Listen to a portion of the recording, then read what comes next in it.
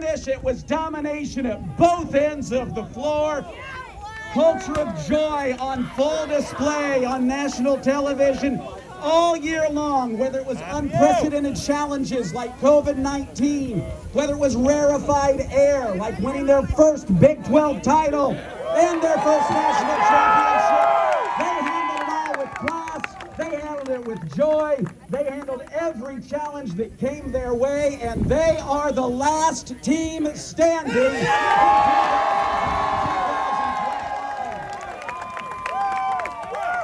Just a minute, we're going to hear from some of the players, but we'd like to thank all of you all for coming out here today. It's been such a strange year, but to see the Baylor family here together in this moment is incredible. We're going to have Coach Drew come up this way in just a moment.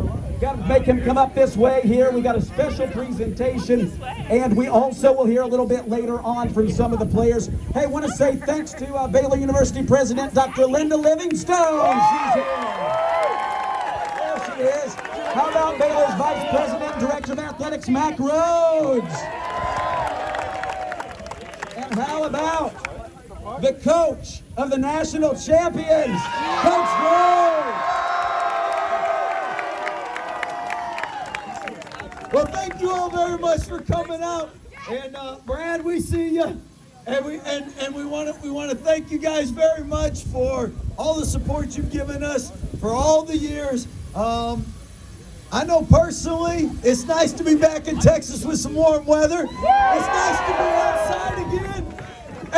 And I know these guys are really excited to get back to school. All right, they didn't like that one. But hey, thank you very much for making a national championship possible, number one. Number two, I want to let you know that these guys, they're going to do a great job representing Baylor University, our city and our state, as they get multiple interviews and put in front of many people in the days to come. But they will be the first Baylor team to win a basketball national championship. Please give it up for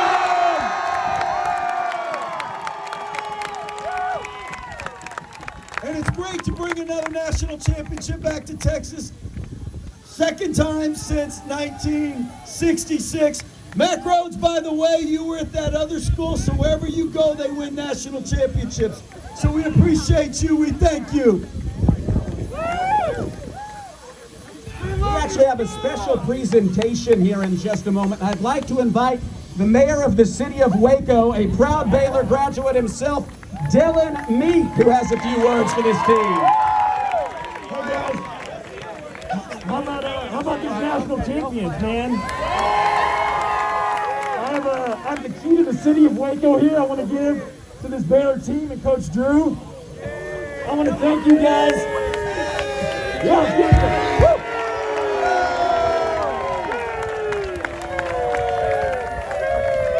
Hey, I just want to say thank you for embodying what Waco is. This is a city of champions. Sometimes we're down, but we persevere with excellence, integrity, and character, and that is what you've done. You've represented our city well and what Waco is about and where we're going.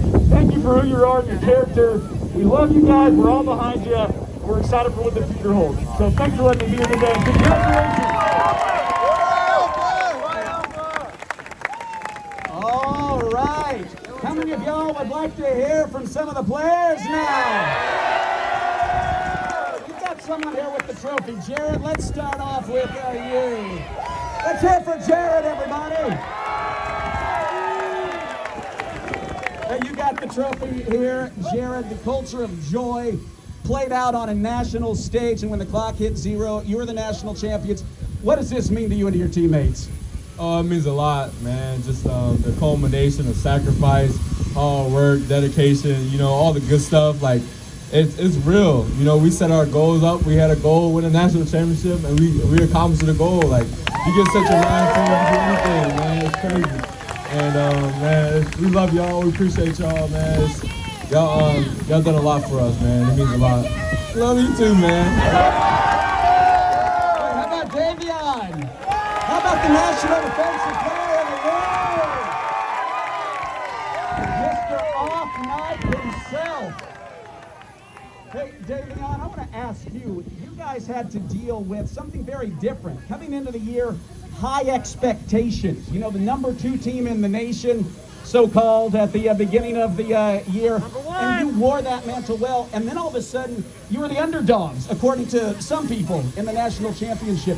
What was it like for you all handling those expectations every step of the way, and then at the last game getting to prove some people wrong?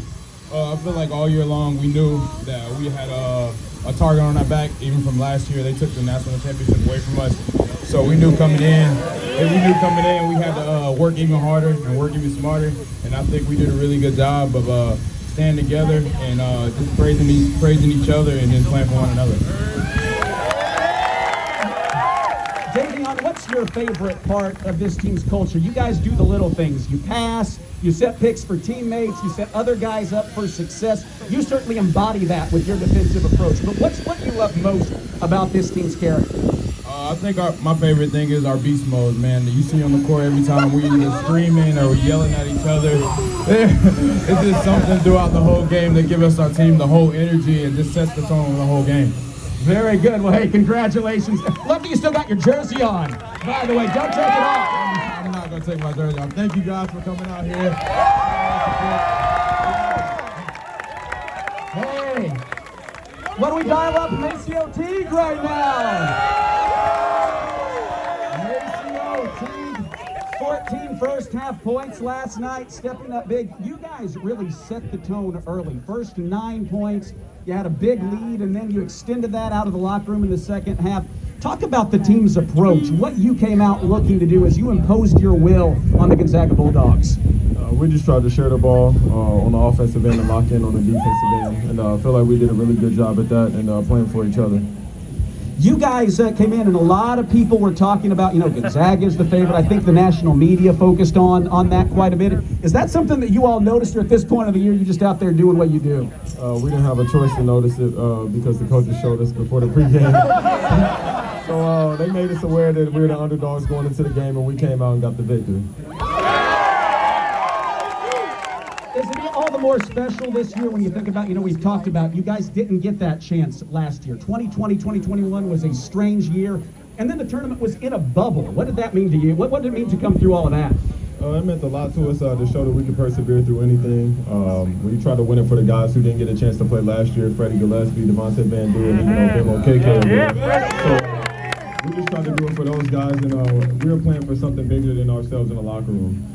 You absolutely were. What did it feel like when the clock hit 0? Sensational. Let's hear it from Maceo. What about the villain, Mark Vago? Mark, guy who does all the dirty work down low, and he made life difficult for Gonzaga last night. Mark, I don't know if you noticed, but all I heard the national media talking about was Gonzaga's post players. Gonzaga's post players. Could Baylor keep up with Gonzaga's post players? You didn't just keep up with Gonzaga's post players, you dominated them. Tell us about that. So I guess they just know we had some dogs. I mean, we went with the mindset that nobody can mess with. We got the best guards in the nation, and I heard them saying that they got the best bigs, and I took it as disrespect. So Flo and John did an excellent job. They started. Them guys started. They set the tone. They set the tone. We looked, Drew, Kispert and Timmy. You guys held them combined to 14 points below their season scoring average, while you guys as a trio, you Mark, you Jonathan, and you Flo, outscored your season average, even as you did all the dirty work down low. So you exceeded not only the nation's expectations, but your own high standards. Saw you down on the floor, kind of on your hands and knees. What's going through your mind when you realized he was crying when you're the national champion? Man, if everybody know how long I've been here and what I've been through, 18 years. Since I redshirted, you know that it's been a struggle. So to win the national championship with these guys, these great group of guys and coaches and staff, that mean a lot. And I ain't coming back. I'm not coming back. I love y'all too, but I ain't coming back.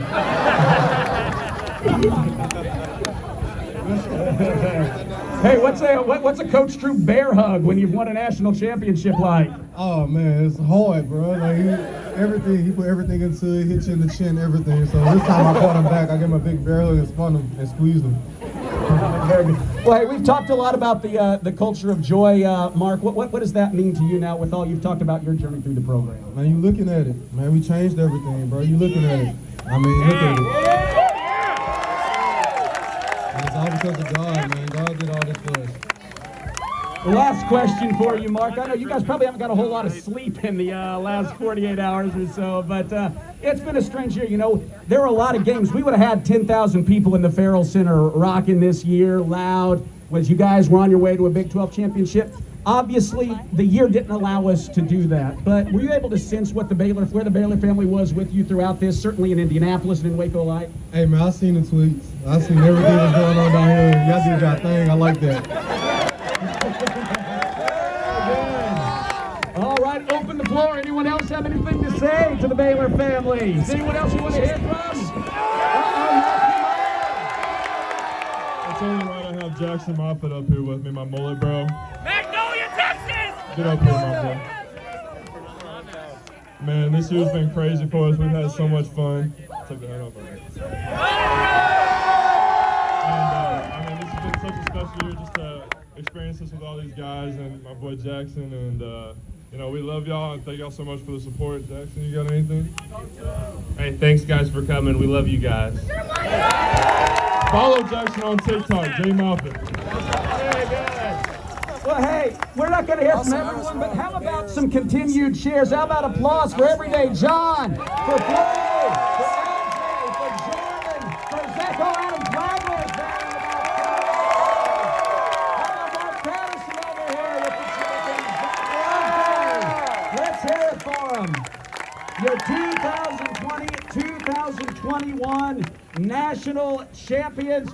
Guys, let's cheer for them louder than you ever have before as we sing them out. Oh,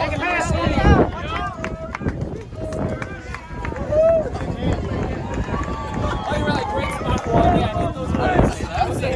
Hit those words.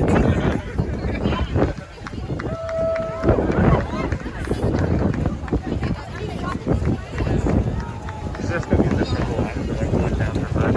Like everybody high five? That would be funny. It's like motional stuff. Well, I was reading about a guy who said he went to a game back in like, you know, the early 2000s or whatever. So he walked down and just sat on the bench and nobody noticed. Really? Because there was like nobody there and, you know, he was just like a random student because most of the players were just random students anyway. That's funny.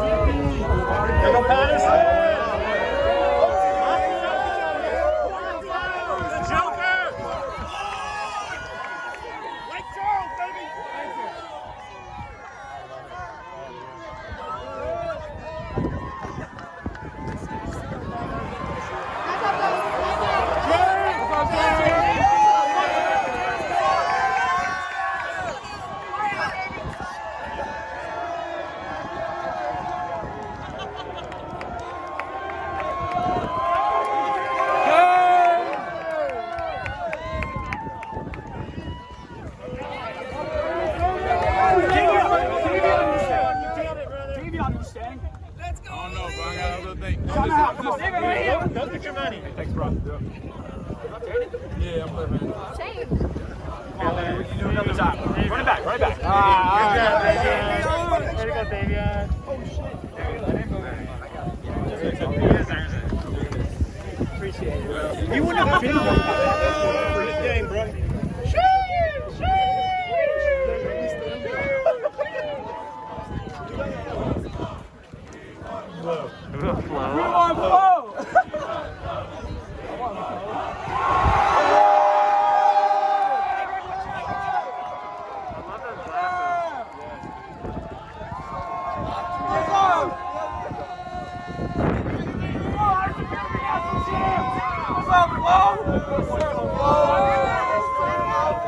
Killed it, Flo. Killed it, brother. Killed it. Hey, you did good last year, too. He was on the team last year. Mamadou! Nobody block shots like you, Mamadou!